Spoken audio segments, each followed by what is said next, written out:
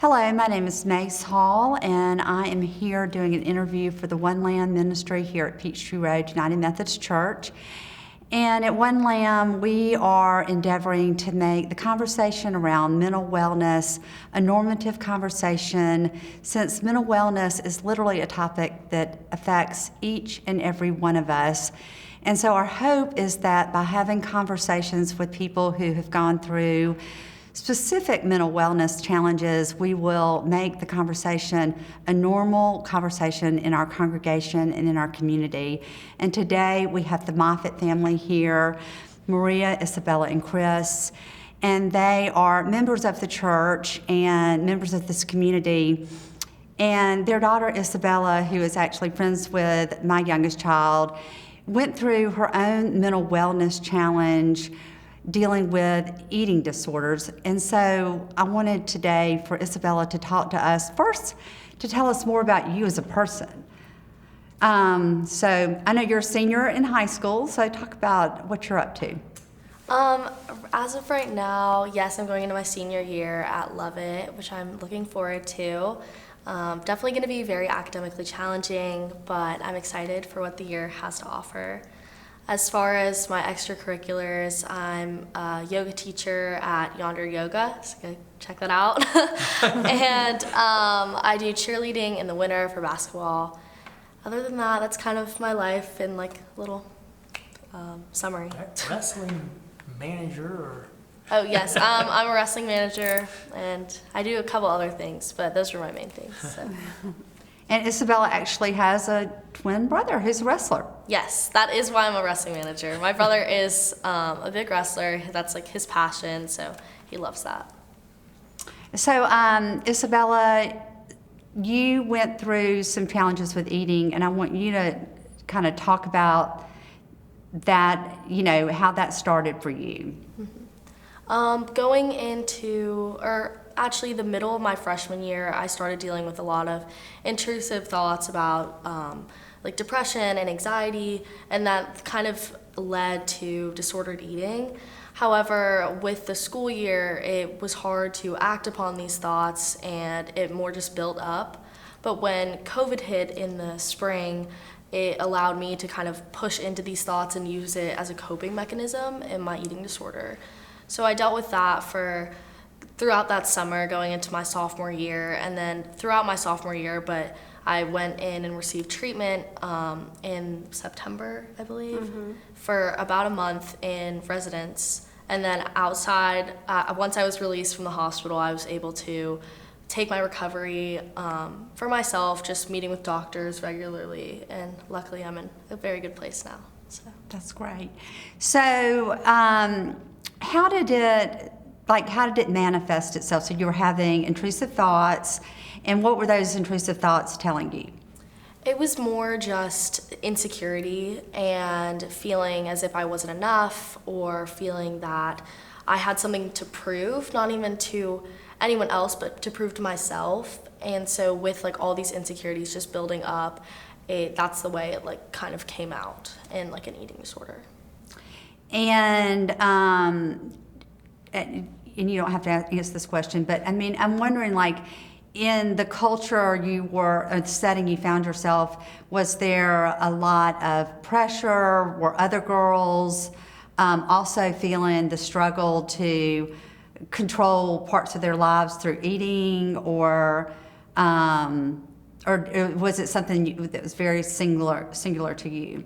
Within like the world we kind of live in, and especially like in Atlanta and Buckhead, I feel like there is a lot of societal pressures to look a certain way and present yourself a certain way.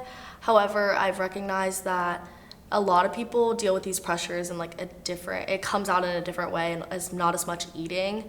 I feel like especially in middle school at younger ages, it's more of a conversation, eating disorders and like going on like diets and such. But as I've like progressed in high school, I've realized most people are more accepting of themselves as they like get older and realize like we can all just be fine and like be ourselves, do our own thing, and no need to worry. So you started having these intrusive thoughts, and then it manifested itself with withholding food. did you talk to a friend or a counselor, or did you keep it to yourself? With my case in particular, I very much kept it to myself, and basically just self-isolated, and especially with when COVID hit, it allowed me to pull away even more. So rather than being forced in school and in my social life to be out and about and have conversations with my friends, I would find myself shutting down and preferring to just stay in and do my own thing, so maybe no one would notice what was going on or no one could see my insecurity. Mm-hmm. So what pushed you to start talking about the things you were thinking and dealing with? Well, basically, my parents did notice what was going on, and just a repetition of disordered eating and behavioral aspects of my eating disorder. And so when I went into treatment, I was very hesitant. I did not want to do it. I didn't think I had a problem, even though I definitely did. But once I left treatment, I realized, and I met so many people so many girls, boys, from everywhere, not even just Atlanta, who were dealing with the same problems. And I feel there's so much stigma that surrounds eating disorders in particular, to where people don't have that conversation. So when I left the treatment center, I found myself able to have more conversations with even just friends about what was going on.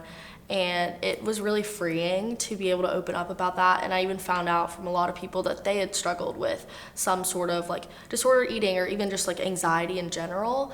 So it's really incredible to think it can bring people together, and so many people in our community struggle with so many things on the mental wellness aspect type area. I'd add there too. I mean, the doctors, when she was diagnosed with the eating disorder, we asked the questions of the doctors, how much should we tell the friends? And they said, we prefer if they do, right? But some don't. And she was very quick, I thought it was very courageous on her part to say, no, I'm going to be open about it, which was fantastic, because one, it gave her an opportunity to talk to people about it, but it also gave Maria and I more of a license to be talking about it. And through those conversations, we learned other people had gone through similar circumstances, and what worked or didn't work for them, and what their experience was. So for us, I think it was incredibly helpful to have an open dialogue about it. So as parents, what did y'all notice had changed for your daughter? Well, because it happened during COVID, we are kind of staying at the house, and I started noticing that she got into exercise, which she always did, but I started noticing that she was exercising in the morning and exercising again 10 o'clock at night. And but I remember, I never forget this. I mean, that's when I was I think there is a problem in there. I walked into her room, it was 11 o'clock at night, and she was doing sit-ups. And that's when I was I think I have seen this in a movie before. And funny enough, I start to research, and I start to watch all these movies. There are stories of, once you think about it, it's there. I mean, there are so many documentaries and movies about it.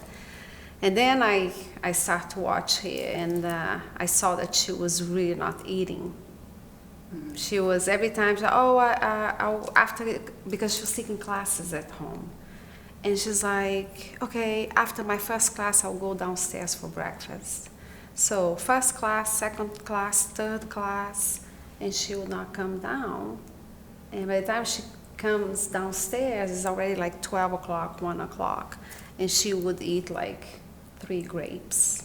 And that's when I was something is wrong. This girl is having some type of eating disorder. So that was my first, reality check. That's not Isabella. Especially because she was that child that was always opening the fridge all the time. She grazes all day. That's how just always going there. And I started notice that she was not in the kitchen at all and not going to the fridge and looking for little things to munch on. So that's when I realized. So how long do you think it took? So you were seeing behavior, I'm sure like the sit-ups at night or eating a small breakfast, 1 or 2 off days doesn't mean a problem. Like when did you kind of start putting the puzzle together such that you felt like you need to talk to her or talk to Chris? I told actually Chris, watch Isabella, she's not eating. Look what she's doing with her food when you're eating dinner, right? Or lunch. Because again, we're COVID. We are at home every day, having our meals together, every single meal. And there she was, picking on the food, and not bringing the fork to her mouth. And funny enough, she asked Isabella to step on the scale and told Isabella that she was very close to the border of eating disorder. Mm-hmm. And she asked us to go see a nutritionist. And we started with that. That's how, it was very fast. I didn't kind of wait. I didn't think that was, how can I say? I just want to check right away if something was wrong with her. And that's when the doctor confirmed, right? Mm-hmm. So I think teenagers are smart, and as parents, you're trying to give them some room, right? You're not trying to be hovering and that type of thing. And so I think, from the time that we were in kind of isolation, what do they call it? Not isolation. Quarantine, that's right, sorry. The cameras. So the quarantine, I think it was probably 3 months before, we kind of really locked in on it. Because I think what Maria's talking is absolutely right.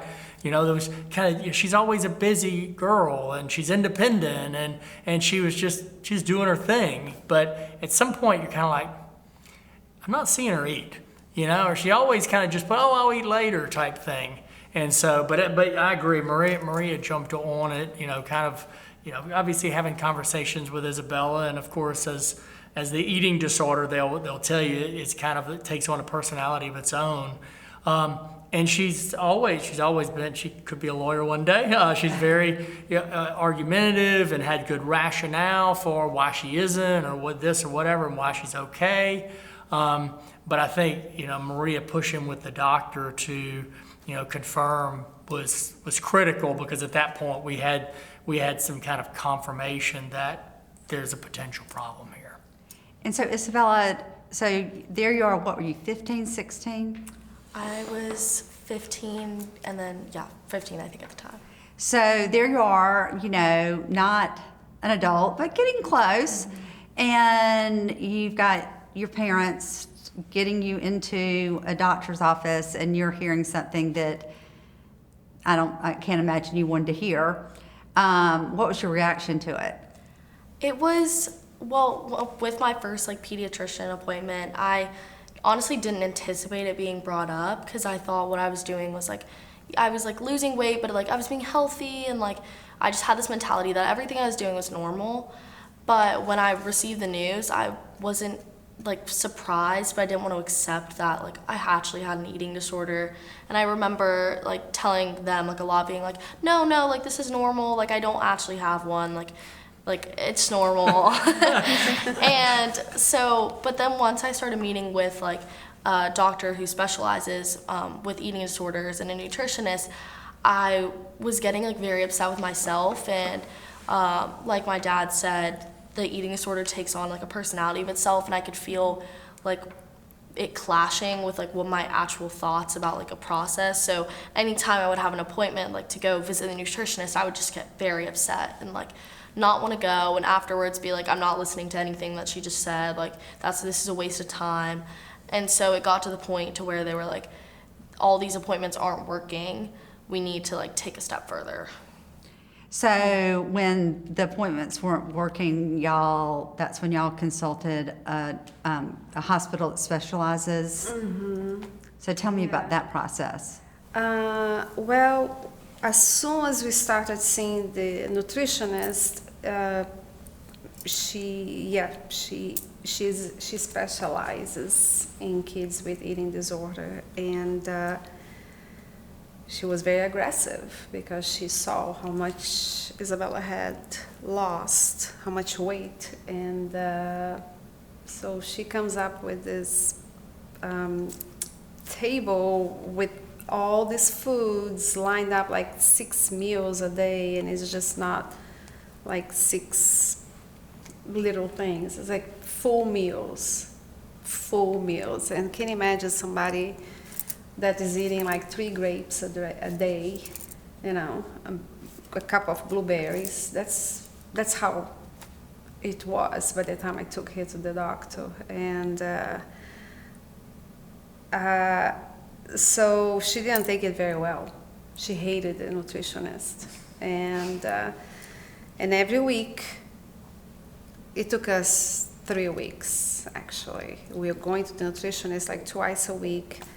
And meanwhile, we already talking to all kinds of doctors. We know about this clinic. We had already visited the clinic, gone talk to the specialists. And the nutritionist kind of told us, I don't think we can do this without admitting her in the hospital.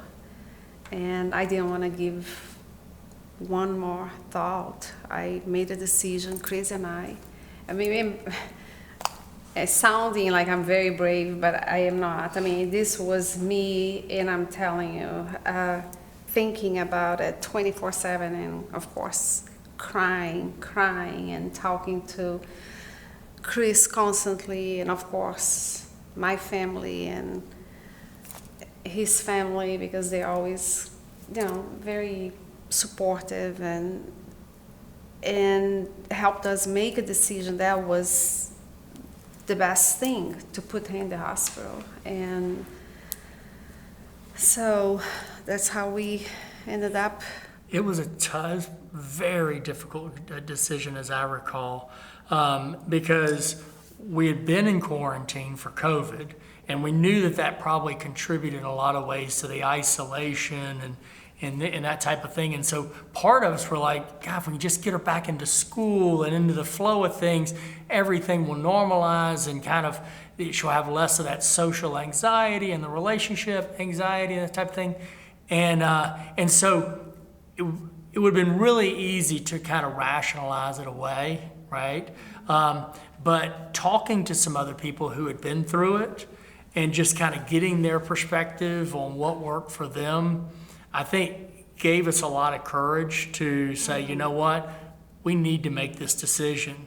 And then we're like, now we got to go tell Isabella, and Isabella, her normal personality is she's a people pleaser and so sweet and nice, but the eating disorder didn't have that nice and sweet people pleasing personality. Yeah. And so it's just a different person coming out of her as far as, no, I'm not going, and Maria and we're, I think, fairly loose parents or whatever, and some of the kind of the rules and stuff like that, and kind of give them some independence. But in this case, we had to hold our ground, and so we had to agree before we went into that conversation, there is no plan B. Plan A is this, and this is what's happening. So y'all got on the same page Yeah, first, we are which is always on the major. same- It's a yeah. big decision. Y'all got on the same page, and then had to deliver the news. Yes. Do you still remember where we were when we gave you the news? Well, we had talked, they had brought it up like briefly, because when we go into the appointments with the specialist, she would be like, I think this is a good option. I would just be like, no, not doing it, absolutely not. And I was very argumentative with them, and I just did not want to go. But I remember it was a Wednesday night, and they pulled me in the kitchen, and they told me, and I just I knew I didn't have an option to fight back at that point. So it like kind of broke down, like then went and packed up my stuff, and next morning I was admitted. So when you got to the hospital, you know, eating disorders are mental, but also they become physical aversions.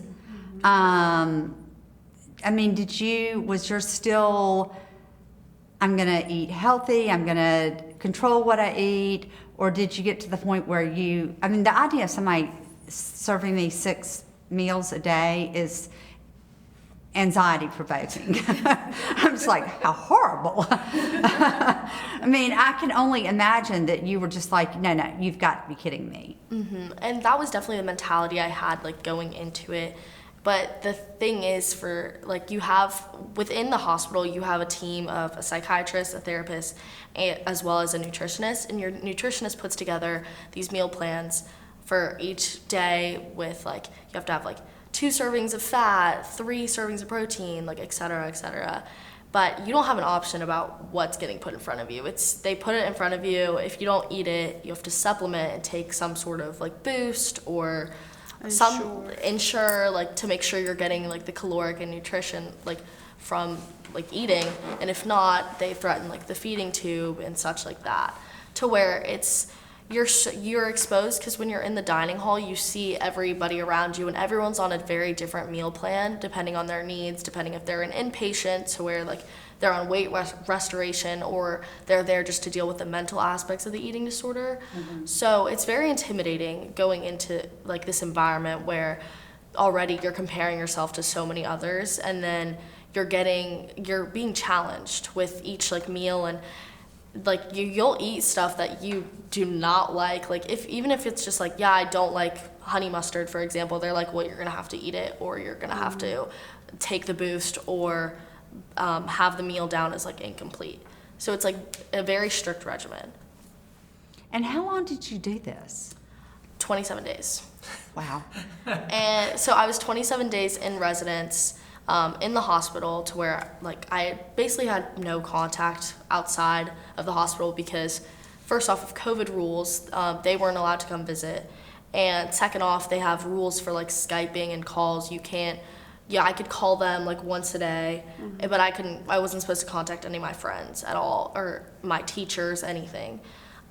So it was very much like isolation. But when I was pulled out, or like I was released from the hospital, I was still on this diet like regimen. I went through 2 to 3 weeks of a program that PHP, which was like outpatient, so I wasn't going to school either, but they were still watching every single thing I ate.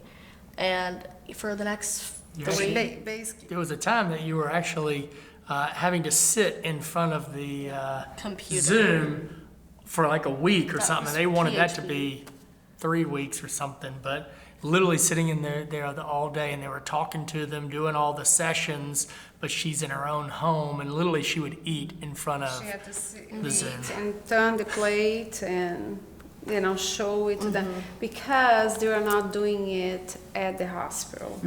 Because outpatient would be, because of COVID, they could bring something into the residence, right? So she was at home sitting with me and doing all these activities, all these meetings, But that was much better, right? Than being in the It hospital. was much better being home, but it was still very much like anxiety provoking, because I still didn't want to see like anyone from school or my friends, because I didn't really have an explanation for why I was gone. I knew at that point, like, a lot of my friends knew that I had been admitted to a hospital, but the night that I was told I was going, I just didn't tell anyone. I like let myself just go and disappear. So coming back was very like scary, because I like everyone knew I was home, because generally people knew I was coming out, but I like felt like I couldn't contact anyone. So And she talks about calling, but she had a flip phone, right? So she didn't have the normal smartphone, so there wasn't the texting and the social media and that type of thing. And I even think that they only handed you that phone periodically, if I'm not mistaken. we only got the phone, I think it was like 30 minutes each night to like make phone calls to our parents. And so like it was very difficult just to be completely isolated, because like I genuinely, that like month that I was there, I had no idea what was going on in the outside world. Like didn't even know what was going on in the news. Like it was very much, they tried to isolate you and make it all about recovering from your eating disorder and not to like worry about anything else. Yeah. Which I'm sure at the time felt like punishment, but in some ways, does it feel like that was also a gift? I feel like if I didn't have that time, I definitely would not be like the same person I am today, and I feel like I would have struggled a lot more with the eating disorder for a longer amount of time, potentially like damage like my body like even more, because my body was beginning to deteriorate and shut down, and like was having a lot of medical issues. So if I had like continued on the path that I was going on and they hadn't taken the action they did, I could have like hurt myself a lot more. So I'm thankful that I did do it, even though it was probably I still think those were like the hardest days of my life. Oh, yeah. Oh, yeah. So what did you have to do to graduate? I mean, like, when did they let you out of that jail? Basically, I know, honestly.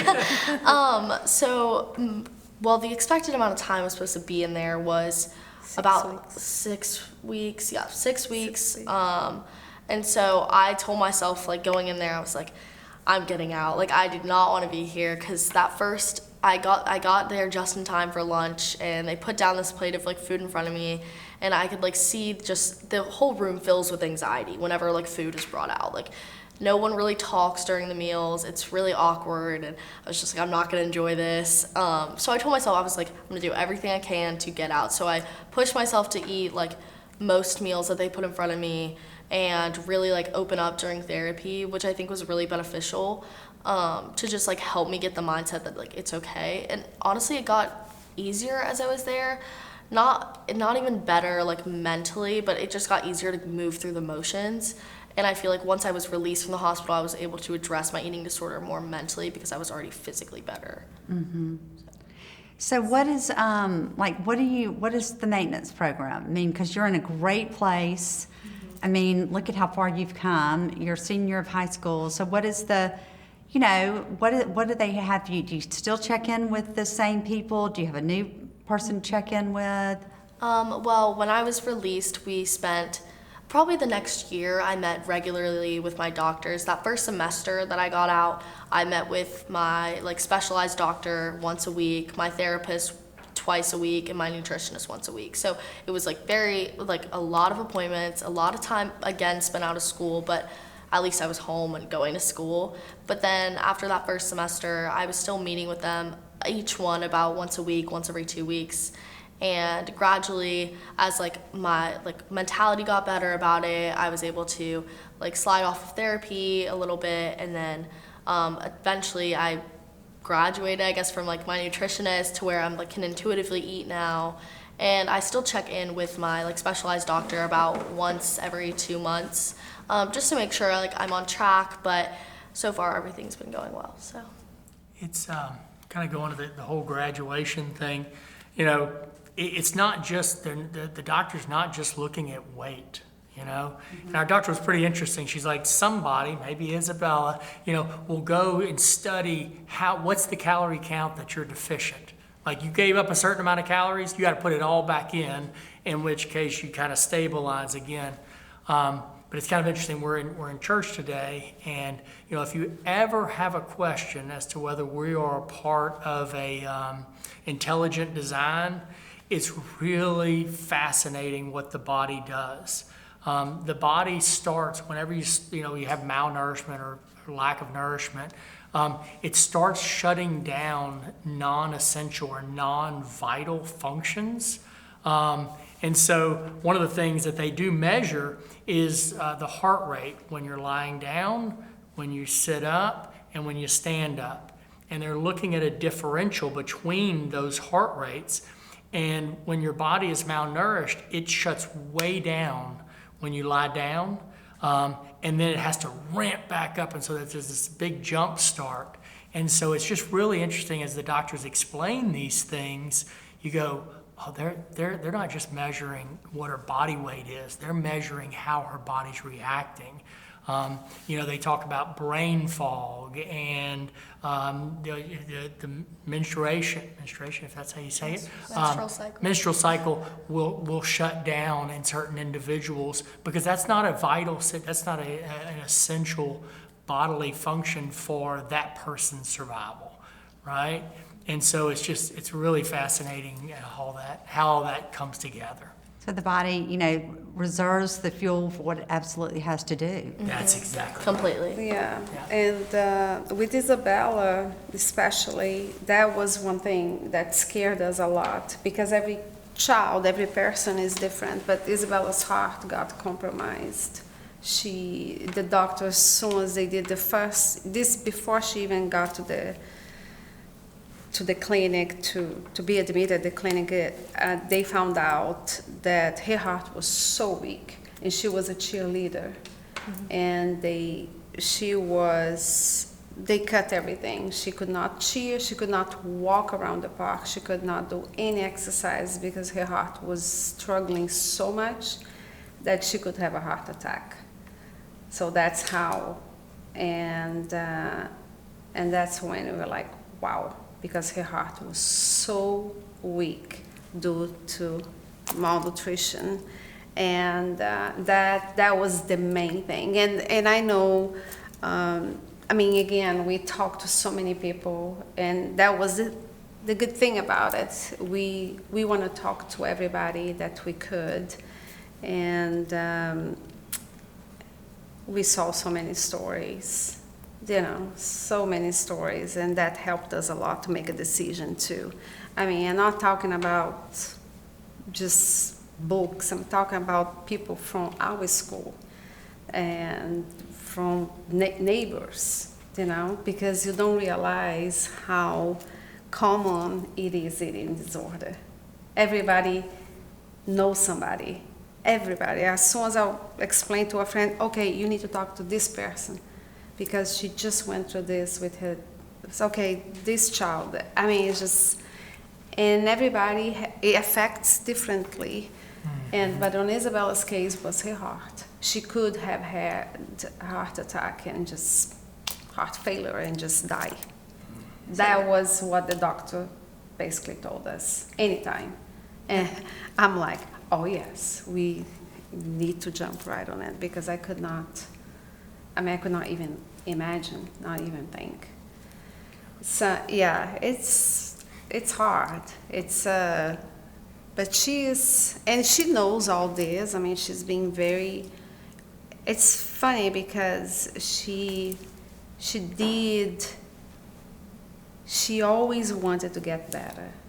Even though she had the other voice, because the eating disorder is another voice on your head, right? It's not here.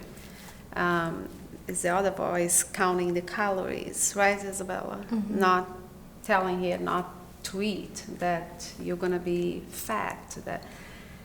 But she wanted to get help, right?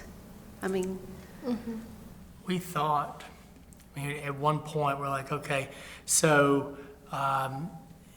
Okay, so now she's come out of the hospital, things should be kind of resuming back to normal, and the doctor's like, actually, things can get even more difficult, because talking about functions that are shut down, well, a lot of times when they stop eating, the anxiety that they're trying to get away from becomes less, because the brain kind of stops some of that function that's taking place. And so as they re-nourish, that kicks back in, and all of a sudden they start having anxiety again. So what do they want to do to get rid of it? I'm going to stop eating again. And so that's one of the reasons why it's very difficult to people to get out of that cycle, right? Because you just keep bumping up against it, and you want to go away, you want to get away from it, right? You want to get away from pain. And so again, I think that's why having professionals, involved was critical to coach us through this, right? Well, even though I'm giving you a little grief about how bad that sounded, taking you completely out of your normal existence and saying all that matters right this second is getting well. That's the only thing that mattered, was you getting yourself stronger, which is hard to do when you have all the distractions of everyday life. Exactly. Yeah. It's amazing. Well, is there anything, Isabella, that you or would your parents would say to a family that's beginning to grapple with this? I mean, I think the biggest thing is honestly just to open up about it and really take the action and recognize it for what it is. I feel like there's a lot, since there's so much stigma around eating disorders, people often go into denial, whether they're the one dealing with the eating disorder or it's a loved one. But that honestly makes things so much more difficult. So it's so much better to just reach out for the help, and it makes things a lot easier. For me, I'll echo that, but that's part, to me, it's as a parent of someone that's struggling with that, is becoming educated. Because at the very beginning, I thought it was very simple. Isabella, eat the food, and we're done, right? And it was obviously so much more involved than that, right? So I think that was one, is just educating yourself. The other thing that struck me, right, is that, you know, we live in Atlanta. We have access to doctors and that type of thing, and insurance to go do these, because it's not cheap for them. Because I saw the bill before the insurance paid, and so it does strike me that there's so many people out there that probably need this but don't have access, and that's scary, because I don't see somebody, if they've gone as deep as Isabella had, getting at it without the professional help, you know. And so I love what you're doing, bringing awareness to it. I think one of the next questions, and I think we heard it from the doctor, is that there is more awareness because it's more prevalent now. It's now finding the capacity within the medical world in order to meet the needs of the patients out there. that is the absolute truth. The absolute truth. Anything from Maria? No, I think both. The stigma. You know, Isabella, that is one thing that Isabella has mentioned, has come to me a few times saying, Mom, I think this person is dealing with an eating disorder. She in fact has asked me, can you approach the mom? And because she's so aware now, she recognizes it. But there are a lot of people that still, a lot of people that are in denial, you know, just think that things will get better. It's just a phase. It's just being a teenager. That's definitely the approach that I did not have. Yeah. That is one thing that I'm very grateful for. I don't know what it is. Something came and told me, this is not good. Go and check it out immediately. And do you know what I'm saying? And I didn't keep in denial. I thought the worst right away. And unfortunately, not everybody is like that. People keep kind of sugarcoating, and that's not good. And that's actually a really important point, because as we learned, the longer that you suffer with eating disorder, the more likely you'll never recover from it. And one of the things for us all along this process, right? Because this is sophomore year, right? Mm-hmm. Yeah, sophomore year. Yeah, started freshman, but sophomore year, is in the back of Maria and I's mind, we're like, our daughter's not that far away from college. Right now, she's under our care and watch, but soon enough, she's going to be at college. We need her to be in such a stable position that we can trust that she can go. Yeah. Right. That is one thing also that I was very grateful that we were able to take care of the big problem beginning of sophomore year, because that's what we had. I mean, it's 2 years of intense, you know, care. So, which puts us exactly at the end of senior year. Mm-hmm. But she has been so good, and that things are going easier. It's not over, right, Isabella? Do you allow me to say that? I mean, it might say it. Yeah, it's I mean, not- it's definitely something I still struggle with, but it's just I now have the like ability and the resources, the education. tools to push past it and like keep moving forward with my life rather than getting like wrapped up in it. Yeah. Well, I really appreciate y'all coming to do this. I can't tell you. And I'll close this with this. The Moffetts are personal friends of mine, and I really appreciate their vulnerability and honesty. And I remember when Maria called me and said, I need to talk to you about Isabella. And she told me what was going on with Isabella. And there was nothing but love, nothing but respect for your taking on the mantle and saying, I gotta get myself well. No shame, no hiding. My daughter has a medical problem, and I need the people that love us and love her to love us through her medical problem, just like if you had been diagnosed with another medical problem. And I remember being so touched and honored and really, really proud of y'all for just saying, this is what we're dealing with and we need our community to deal with it too. And this was long before One Lamb started at Peachtree Road, but it's a lesson to all of us. When we are struggling with things in life, we have a community, we have friends, we have a church. We have an enormous number of people that are there for us and want to be with us and pray for us and support us through all of life's challenges. And so we're grateful to you. So thank you. Thank you. Appreciate it. Yeah. That's great. Thanks.